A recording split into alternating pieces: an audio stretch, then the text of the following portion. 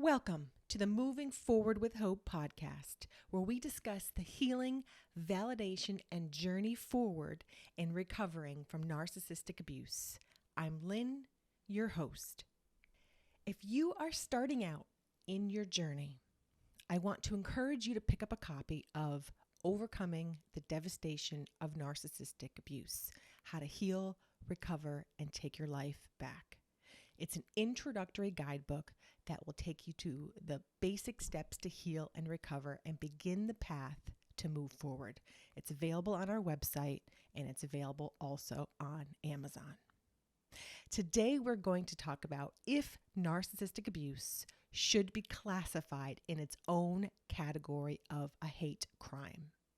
I'd love to hear what you think on this topic. Drop a comment, share your thoughts. But first, I wanted to let you also know that we now have merch available on our website. One of the most popular products on the site so far is a phrase, "Keep calm and go no contact" material. Take a look at it. It's on movingforwardafterabuse.com. Now, on to the show. Hi, I'm Lynn, narcissistic abuse recovery coach, author, and personal survivor of narcissistic abuse. At Moving Forward with Hope, we provide guidance to assist to validate your experiences in dealing with a narcissist, help to rebuild after the treacherous path, and move forward into your next journey. Validate, rebuild, revolutionize. I've been personally exposed to narcissists in my family upbringing as well as relationally. The fog was lifted for me in 2016, and since that time, I've made it a mission of mine to help others recover from the devastating and confusing life hurdles that occur. Narcissistic abuse. It's an insidious crime. Should it be classified in its own category of a hate crime? It's a crime against the heart and soul of a person. It tears apart the inner workings of the mind. It causes a cluster of roller coaster emotions doing backflips inside out. Left is right, down is sideways, and there is turmoil throughout the body. The heart sees only gut-wrenching pain and is in utter anguish for a time. There is a cry that the body cannot mend, though it tries.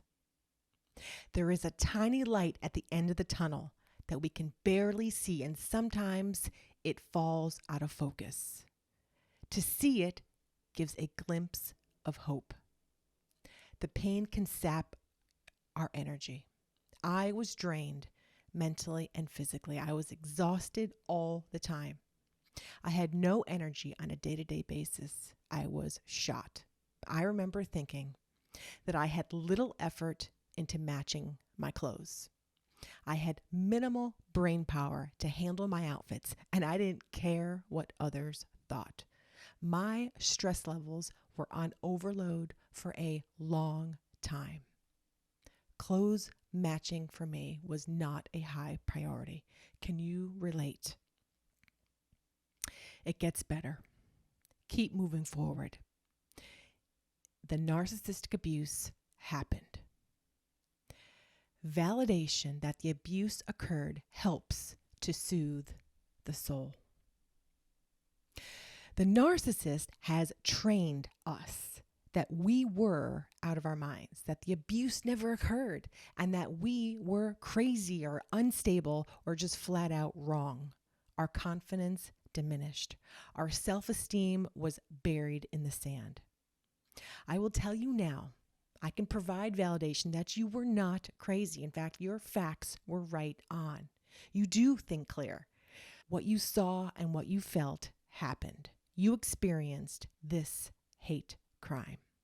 We may have been told things like we were imagining things, that what we thought didn't occur, that our facts were incorrect, that we were off base, that we were not credible, you name it, that we were not reliable or trustworthy. The list goes on.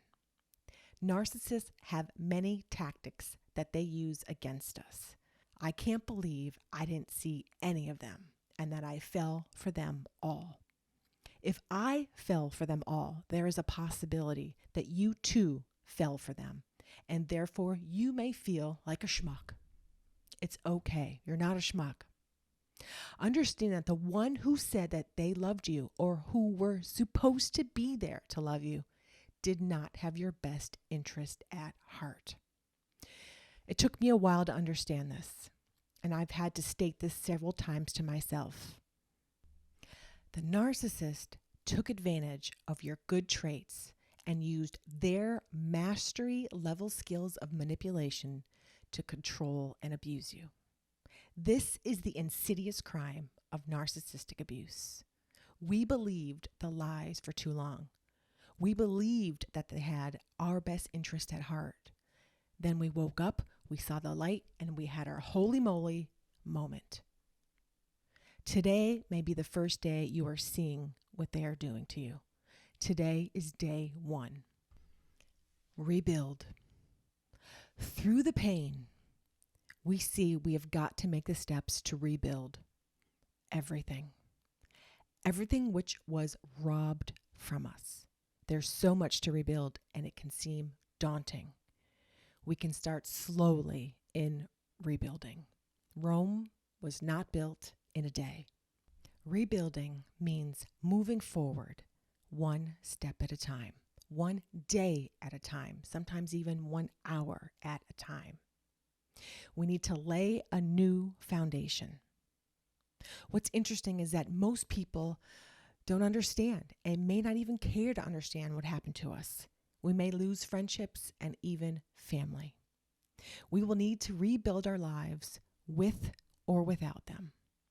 One thing we will always have is ourself. Sounds like a strange statement, but we will always have ourself, and it's time we look out for our best interest and what we need to do. Why not make it a great life going forward? It's possible. Revolutionary changes. We might need to make changes that we didn't think we'd have to make. When I discovered that I was dealing with a narcissist in my life, I knew I had to make some changes. Many, many changes. Really, everything had to be revamped. I now was also on a personal mission. I had to get to the root of the issue. I needed to learn. I needed to grasp what happened, why, when, who, all of it. I was determined to figure it out, and still am. I wanted to know everything, so to help another in some way. It was not for naught. We need a new perspective. Sometimes we need hard times to be able to take a step back and look at our lives like we have never done before. The way we have acted, thought, lived, etc. needs to go through a life transformation. There is more to this life and the patterns of our past. We need a revolutionary change in our lives. We need a complete 180-degree turn. Be encouraged. There are people that have recovered from narcissistic emotional abuse. I remember after I had my light bulb moments, watching YouTube videos on the subject, I remember thinking that the authors made it, that they had enough energy to make a YouTube video, and I was inspired. I had hope. I was encouraged. I knew it was going to get better. Second, knowledge and awareness is increasing on the subject. There are more blogs, vlogs, websites, life coaches teaching on the subject, which is great. We are progressing forward, and this is great. Still, keep in mind when speaking to friends and even some family members, what I have found out is that many will claim they understand this spirit of narcissism, but they haven't a clue. They will act like they understand, and they may have a semi-level of understanding, but not experiential. Many people don't want to admit that they don't fully understand, so be aware of those that say this. Third, narcissism is on the rise. I think we hear a lot about narcissism being on the rise due to social media. And while I believe this may be true, this spirit of narcissism has been around for a long time, but it seems to be more prevalent today than ever before. The point is this: I think we need to be able to handle those we come across in our lives who we may discern to be acting out in this way. Be prepared. Learn how to respond. Learn how to walk away. No contact is our friend, and it could save us. Our reaction. While we certainly cannot control those around us, we can control our own actions and reactions. We can choose our words. We can remove ourselves from a situation. Many times, the narcissist in our life will want that reaction from us. They will say and do the most gut-wrenching things to cause a reaction from us. We can maintain our control and peace and use wisdom as the best way to handle. Do you think narcissistic abuse should be categorized in its own category of a hate crime? I'd love to hear from you. Drop us a comment, give us a like. This is Lynn, and this is the Moving Forward with Hope podcast.